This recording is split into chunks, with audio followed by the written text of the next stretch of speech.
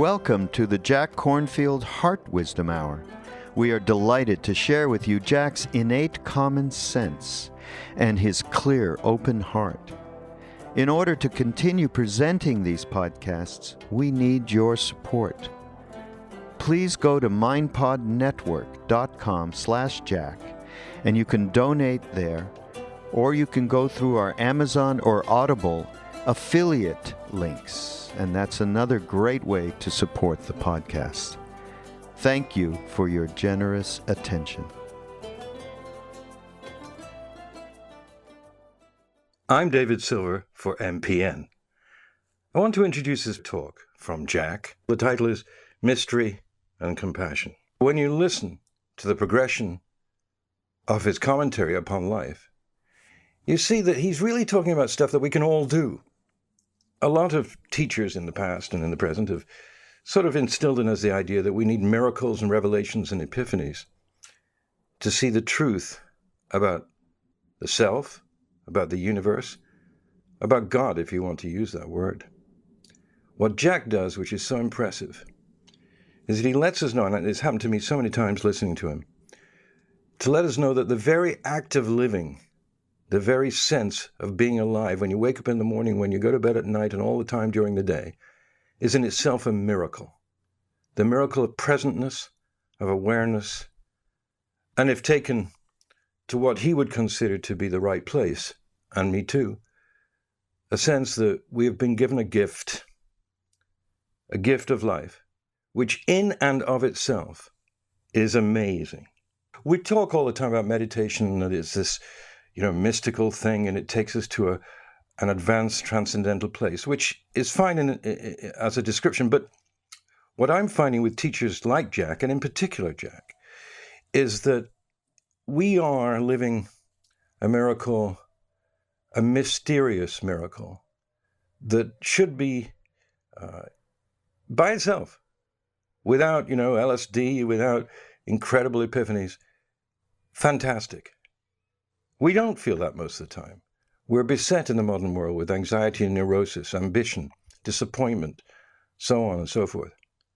We're in a more integrated, indigenous world at its best, if there isn't too much suffering and deprivation.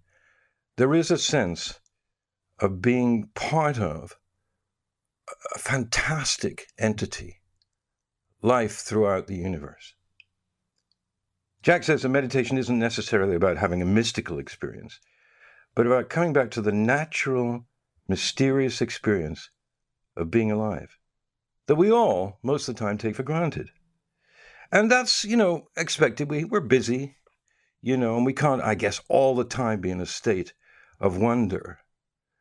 But these words of wonder from Jack Kornfield, help us to understand that our discontent, our frustration, sometimes our deep, even clinical depression, can be countered by just realizing that we're alive. Meditation really takes us back to what used to be called the beginner's mind. And that's got nothing to do with, beginners, intermediate, advanced. It's the mind that we're born with, the natural mind, without all the static, but with all the Shakti. Jack quotes Suzuki Roshi saying, "The goal of meditation is to keep your beginner's mind," which means to be present, this is what I'm saying, and understand that every moment is what he calls an unrepeated miracle. Think about that, an unrepeated miracle. We have all the equipment to be, as it were, happy, content, exploratory, excited, rather than depressed, sleepy, and disinterested. The real miracle is that of awakening to the miracle that is already here, ever present. Whenever I've listened or been in the presence of Jack Kornfield, this presentiment has become extremely clear. And this particular talk is all about that. He quotes Mark Morford and says, "Remember mystery and believe in the seeds you plant."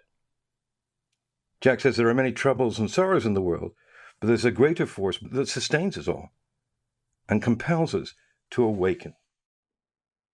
Here's Jack Kornfield and his talk, which is a brilliant mix of understanding impermanence, and getting the ever-present nature of the miracle of our own life. Anyway, it feels very good to sit together and have some stillness in the midst of a very busy season. I won't ask how many of you are stressed, but stress is a word that has been translated into a lot of languages, and mostly the word, when I've heard it in different languages, is just the word stress with slightly different pronunciations all around the world. So we've exported certain things, and that's linguistically one of them.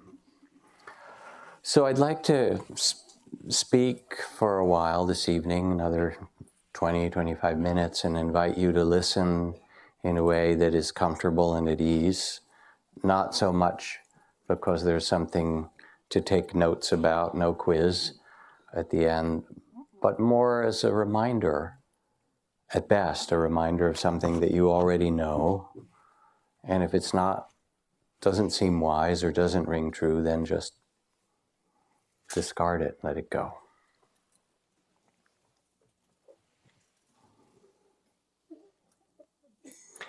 When I lived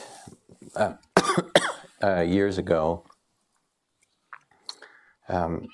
in the forest monasteries in the jungles of Thailand, Burma, along the Mekong River Valley in particular, I was raised in the suburbs primarily in my life. And my family was not a big outdoor family. I think the outdoors was like the camping store at the mall or something like that. It was not yards, backyards and things.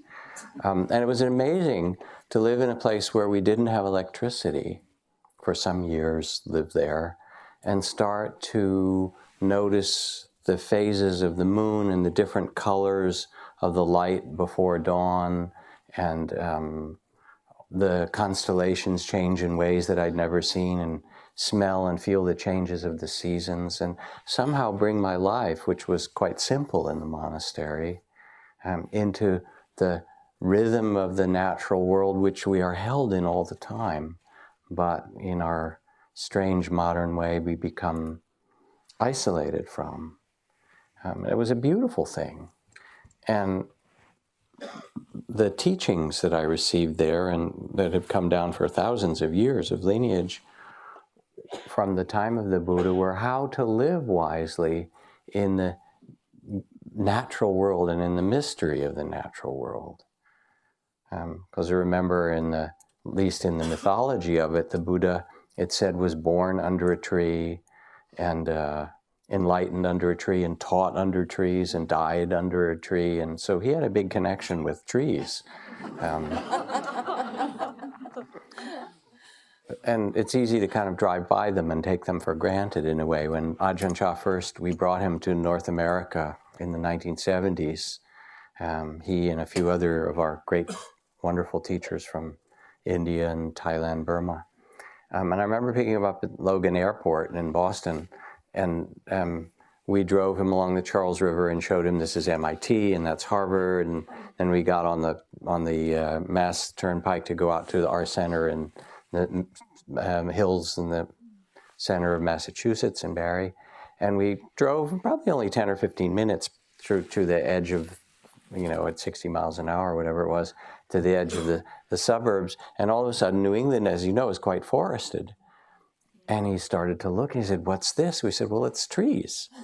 And he said, "Trees, the West for him was like either cowboy movies with great deserts or, pictures of New York and people shooting at each other, something like that."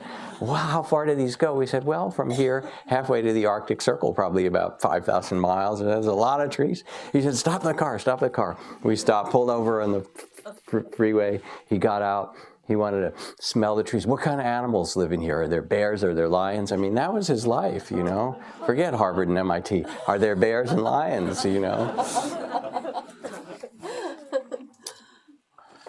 There are 9 different words in Maya for the color blue in the comprehensive Porua Spanish Maya dictionary, but just 3 Spanish translations, leaving 6 butterflies that can be seen only by the Maya.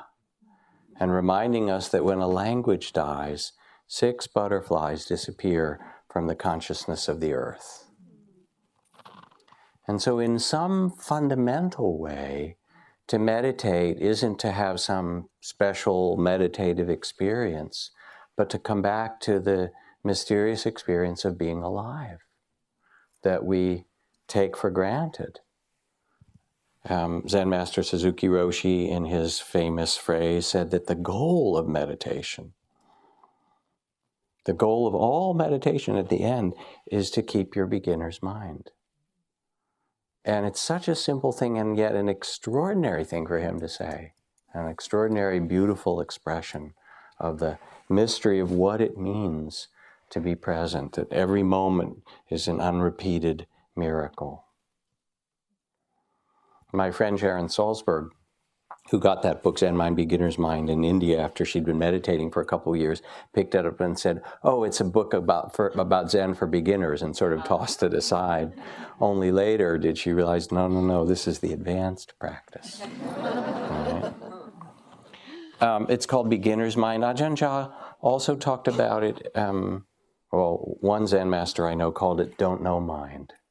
So, this Korean Zen master, don't know. What is consciousness? What is love? What is gravity? Where did you come from? How did you get in that body? What happens when you die?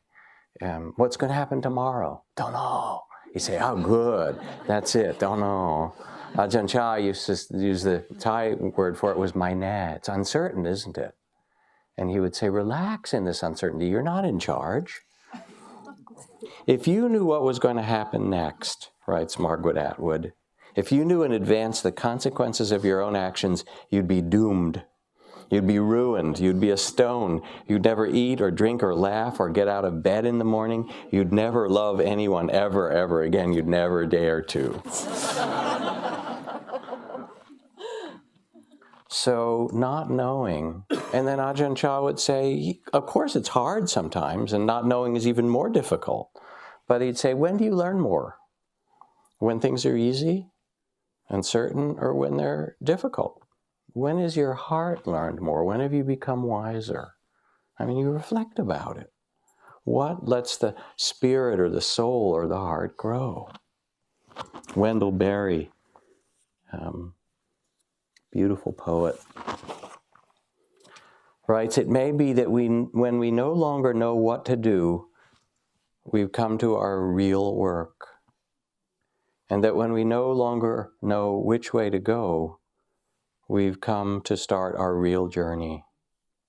The mind that is not baffled is not employed. The impeded stream is the one that sings. What a poet. The mind that is not baffled is not employed. The impeded stream is the one that sings. So there's this invitation to mystery that Einstein called the most beautiful and profound experience a human being can know, the sense of mystery. It is the seed of true science, wanting to understand, to see, to look anew. One to whom this emotion is a stranger who can no longer stand in rapt awe and wonder is as good as dead. So meditation in that way is an invitation to stop. Stop waving our arms and running around and doing so many things, and just breathe and feel our bodies and sense being alive on this earth. And sense what you want to do with this precious, ephemeral, tentative, uncertain, extraordinary, amazing day and life that you've been given. And here we are, the darkest time of the year, which in every tradition, the Jewish tradition, they're the lights of Hanukkah, and they're the Christmas tradition, the rebirth of the light, which comes, I'm sure, from ancient Sumerian and Babylonian and goddess and anybody who's paying attention, basically, that things get dark and then the light returns. And there's something about this darkest time of the year T.S. Eliot's phrase, the darkness shall be the light and the music the dancing. That there is some call to find the light that gets born in the midst of darkness or out of the darkness. I like to call it, in Buddhism, there's talking about emptiness and the void. It's the pregnant void. It's the fertile darkness. And I know in working with people who've been abused or in prison or in war and so forth, that while it's not always possible to touch it, in the right circumstances, it's almost always possible to touch a seed in them of the child of the Spirit that was born into them, as surely it was born into everyone in this room. This inviolable place of mystery, of being that every baby comes into this world with, no matter who they are. And that's really what the Christmas celebration is about. When you go back to ancient antiquity, it's the rebirth of light, but it's really the birth of the child of the Spirit and the birth into the wonder of the world. Rachel Carlson, the naturalist, writes, "If I had influence with the good fairy who's supposed to preside over the birth of all children, I would ask one thing, that her gift to each child in the world would be a sense of wonder so indestructible it would last for all the years of their life." Or the bumper sticker that I read that says, "Save the Earth, it's the only planet that has chocolate."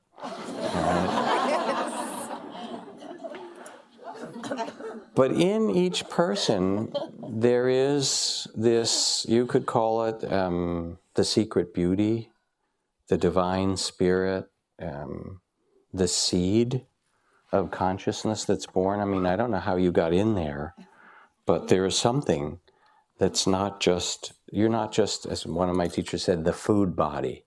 You are not simply made up of broccoli and Big Macs or whatever your particular diet is, or maybe it's, brown rice and, kale, or maybe it's, who knows what you eat.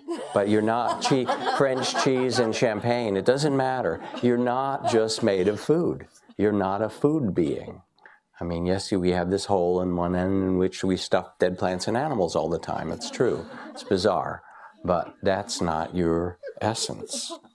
There is some other part of you that is called upon when you meditate, when you practice, to remember this mystery, this sense of spirit. And the seed in Buddhist teaching is called Buddha nature, that part that knows who we really are, that knows that we're not just limited to the physical form or the changing circumstances, the part that is awareness itself. Henry David Thoreau, "Though I do not believe that a plant will spring up where no seed has been, I have great faith in a seed. Convince me you have a seed there, and I'm prepared to expect wonders." And the seed, again, in the understanding of the depth of Buddhist psychology, is that seed of awakening that is there in every single being. And it's such an amazing thing.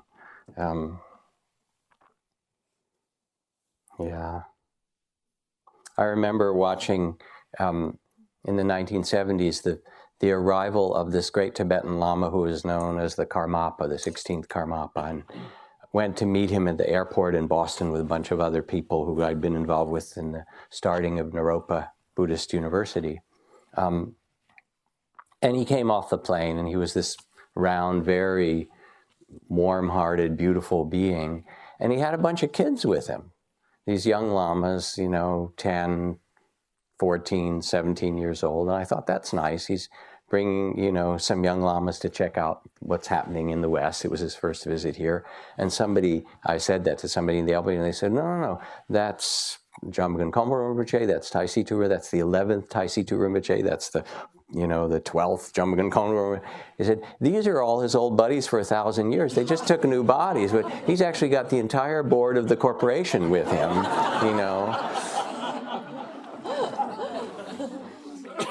It's pretty wild, isn't it? So, that's how it works, it seems. This woman that I work with, was on a retreat, and she'd had a really difficult life. She'd come to sit and meditate and suffered a lot of kinds of abuse as a child and many, many losses and sorrows beyond the telling, really. And to survive, she had, as we do, armored herself, protected herself, clothed herself, which meant also that she couldn't really love so well. She'd come on this month-long retreat, our winter retreat. And it's in March, February and March, and it started to get warmer and the flowers were blooming and things were starting to kind of open. She was doing loving kindness practice mostly for herself over and over and over again.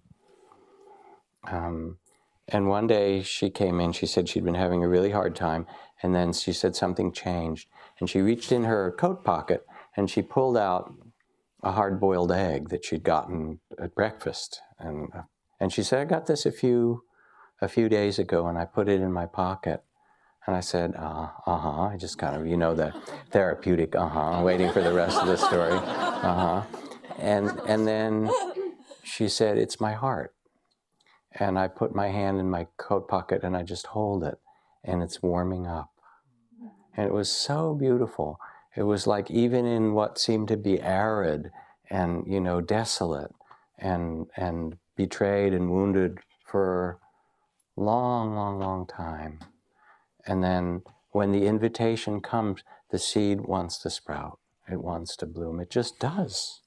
Mysterious.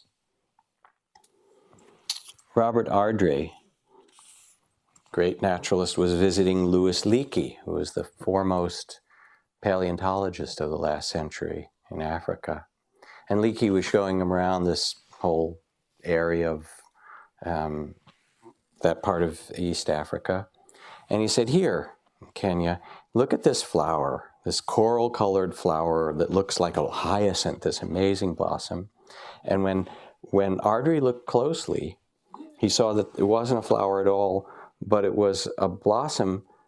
Each part of the blossom was made out of insects, flotted bugs. And Ardrey thought, well, this is evolution. These insects kind of imitate a flower so they won't be eaten by the birds, right? But Leakey smiled and he said, there are no flowers that look like this. They're not imitating anything. And he explained that each flower imitated by the bugs, which doesn't exist in nature, is made up of a batch of eggs that are laid by the female that includes one bug with green wings, not coral, several with wings of in-between shades. So Ardrey said, I looked closely, and at the tip of the insect flower was the single green bud. Behind it were a half dozen partially matured blossoms showing only strains of coral, these rows of the next kind of bugs. And behind these on the twig crouched the full strength of the bug society with wings of the purest coral to complete this creation and deceive the eyes of the hungry birds. I was speechless, and then Leakey shook the flower. The colony rose and filled the air with its fluttering wings, and then after a time they all returned to their twig. They alighted in no particular order, and for an instant it was alive with the little creatures climbing over each other's shoulders in what seemed like random movement. The movement wasn't random. Soon the twig was still, and there again was the flower. I mean, tell me, come on, The Buddha said there are different kinds of miracles. There's the miracles, that you hear of great yogis who can stop their breath or their heart or walk through walls or things like that. He said those kind. But he said the real miracle is the miracle of awakening, of seeing the miracle that is already here. And then the question is, what helps you to see again? Walking in the mountains, sitting in meditation, listening to the ocean, walking along the sea, taking time for stillness in a culture that's forgotten stillness much of the time. What helps you hold your heart like that egg and let it open? What helps your senses open? It's really why people meditate. And it's not that it's that easy. You sit and meditate and it's like looking in the mirror. And if you're frustrated or bored or stressed, the first thing you experience is you're sitting and you become mindful. Oh, mindful of stress. stress, lots of stress, or whatever. But that's fine. This is from Annie Lamott, my friend. I have a tape of a Tibetan nun singing a mantra of compassion over and over for an hour. 8 words repeated over and over, and every line feels different. Each line feels cared about and experienced fully as she is singing it. You never once have the sense she's glancing down at her watch thinking, Jesus Christ, it's only been 15 minutes. 45 minutes later, she's still singing each line distinctly, word by word, until the last word is sung. Mostly things are not that simple and pure, with attention to each syllable as life sings itself. But this kind of attention is the prize. And again, it's the invitation of meditation. So when you sit mindfully, it's to listen and not be some other place, but to actually be where you are. Well, my life, I don't know, it's not that interesting. It's what you got. Han Shan, that great, crazy, wonderful Chinese poet of 1,000 years ago, said, we're just like bugs in a bowl, all day going around, never leaving their bowl. I say that's right, says David Budbill. Every day, climb up the steep sides, slide back over and over again, up and back down. So, sit in the bottom of the bowl, head in your hands, cry, moan, feel sorry for yourself, or look around. See your fellow bugs.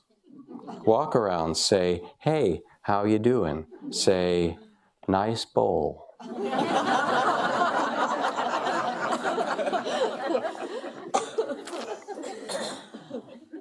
I mean, to meditate isn't to have some special experience. They come. If you go on retreat and so forth, you can have those, and they go. They're fabulous. It's great to have nice experiences, but it's not about experience. It's about coming back to mystery, to beginner's mind, to presence, to seeing that what we're looking for is what's here, is who we are. And it's beautiful to watch people on retreats, especially a day retreat, a week retreat, a month. They get quieter and more present. They start to walk like 2-year-olds and look at the little sticks on the ground and smile at the trees. And I mean, it's fabulous just to be alive, to really see.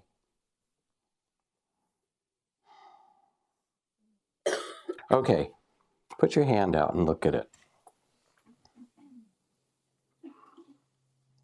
It's kind of weird hands, if you look at it. I mean, it's your paw, right? One side has these little nails, which are what was left of the claws on it, right? It's true. And these lines, and you can wiggle it. No one knows how you can do that. Isn't that amazing? All right, now, and we could stay with it, but now I want you to look at the hand of your neighbor.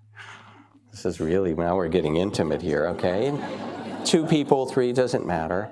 And look at that person's hand and think about all the things, first the consciousness that moves it, but then the things it's touched when it was a baby, putting things in its mouth, and all the food, and the people that it's touched, and the checks that it's written, and the novels that it wanted to write, and the badminton and water skiing and volleyball, and and all the food that it cooked, and the planting in gardens, and all the things that hand has done, and it opens and closes, and it's amazing. Look at that hand. Isn't that phenomenal? Really, and bizarre. You've got to admit. It's just anything you look at for a while. All right, now stay. Now look in the eyes of the person's hand, of that hand, just for a moment. It's not like a big soulful Sufi thing, but you can do it for a moment. And behind those eyes is the consciousness that says to that hand, open or close. Behind those eyes are sorrows and joys and amazement.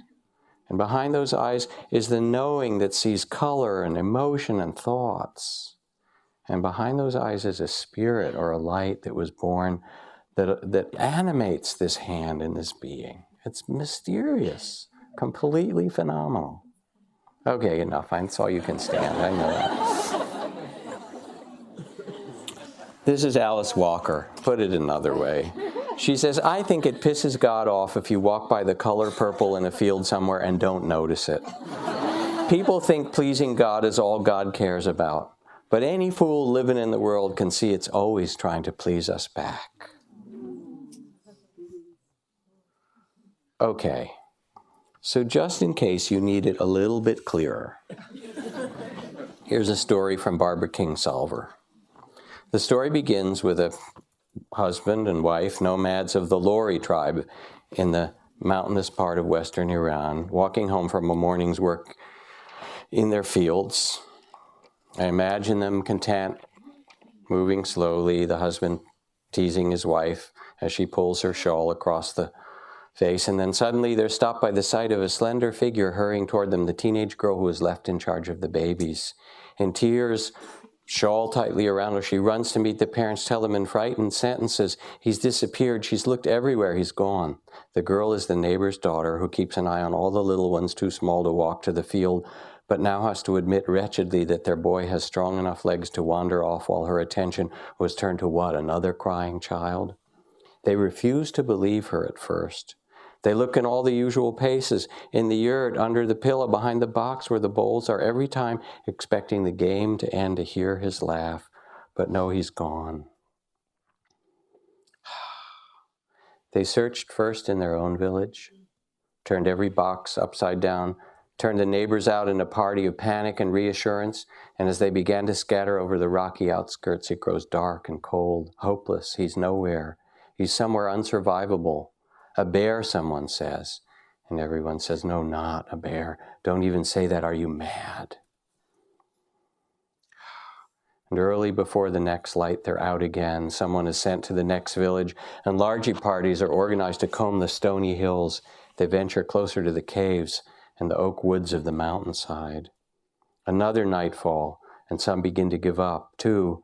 And the mother weeps, and the father's mouth becomes a thin line as he finds several men willing to go all the way into the mountains, into the caves. 5 miles away, in the name of heaven, the baby's only 16 months old, the mother tells them. He took his first steps in June, a few weeks before Midsummer Day. He can't have walked that far. Everybody knows this, but still they go. Their feet scrape the rocky soil. Nobody speaks. Then the path comes softer under the oaks. The corky bark of the tree seems kinder than the stones, an omen. The branches hold promise. The Lori people used to make bread from the acorns of these oaks. Their animals feed on the acorns. The trees sustain every life in these mountains, the wild pigs, the bears. Still nobody speaks. At the mouth of the fourth cave they enter. They hear a voice. Definitely, a cry, a child. Cautiously they look slowly into the darkness, and ominously they smell bear. But the boy is there, crying, alive. They move into the half-light inside the cave and stand still and wait while the smell gets danker and the texture of the stone walls weaves its details into their vision, and then they see the animal. Not a dark hollow in the cave wall as they first thought, but the dark round shape of a thick-furred, quiescent she-bear lying against the wall. And then they see the child. The bear is curled around him, protecting him. I don't know exactly what happened next, but somehow they reached for the child, took him up, praised Allah and this strange mother who had worked his will, and swiftly left the cave. He was alive, unscarred, and perfectly well after 3 days, and well-fed, smelling of milk. The bear was nursing the child. What does it mean? How is it possible that a huge, hungry bear would take a pitifully small, delicate human child to her breast rather than rip him into food? But she was a mammal, a mother. She was lactating, so she must have had young of her own, possibly died, so that she was driven by the pure chemistry of maternity to take this small, warm neonate to her belly and hold him there gently. The miracle of Loristan, if you venture onto the information highway with a good search engine and propose Kayan, Iran, bear, you will find this tiny remarkable note in the human archive. You might read the story and declare impossible, even though many witnesses testify that it is true. Or you could read this story and think of how warm lives are drawn to one another in cold places. Think of the unconquerable force of a mother's love, the fact of the DNA code that we share in its great majority with other mammals, you could think of all that and say, of course, the bear nursed the baby. He was crying from hunger. She had milk. Small wonder. Or the rabbi whose students came to him to say, when do we know that it is first light, as the light is turning and coming back this evening, this night? When can we tell when morning and dawn has come, because there are special prayers to say at the first moment of dawn? Is it when you can look in a distance and tell the difference between a dog and a sheep? No, said the rabbi. Well, is it when you can look up on the hillside and distinguish the olive tree from the oak? No, said the rabbi. Well, is the light come when you can clearly see the lines in your hand?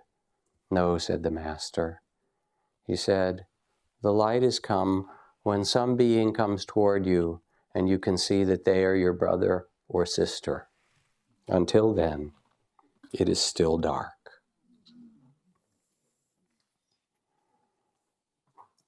Blessed Sister, Holy Mother, Spirit of the Fountain, Spirit of the Garden, writes T.S. Eliot, teach us to care and not to care. Teach us to sit still, even among these rocks. Yes, there are a lot of troubles and sorrows in the world, but there is some other greater force that is in you, that was born in you, that sustains you, that wants to awaken in you. Mark Morford, who writes, stop thinking the global crisis is all there is, and realize that for every ongoing war and religious outrage and environmental devastation, there are 1,000 counterbalancing acts of staggering generosity and humanity and art and beauty happening all over the world right now on a breathtaking scale, from flower box to cathedral. Resist the temptation to drown in fatalism, to shake your head and sigh and just throw in the karmic towel, and realize that this is the perfect moment to change the energy, to re-envision a re-enchantment of the world, to step right up and crank your personal volume up right when it all seems dark, most dark, and bitter and offensive and acrimonious and conflicted and bilious. Here's your opening.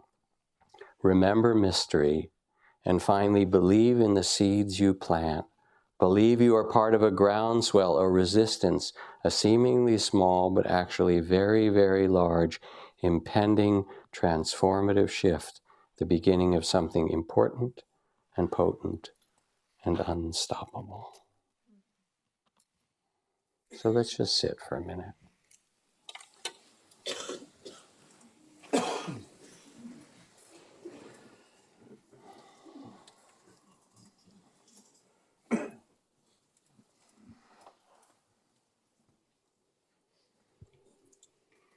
And whatever is with you as you sit, your tenderness, your tears, your love, your stress and confusion, the beating of your heart and the breath that breathes itself. Make a bow to it all inwardly, this too, and sit as the Buddha,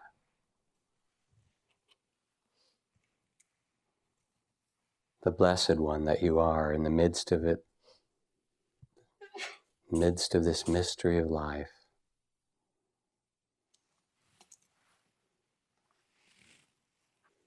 And this is what's asked of you: attention, presence,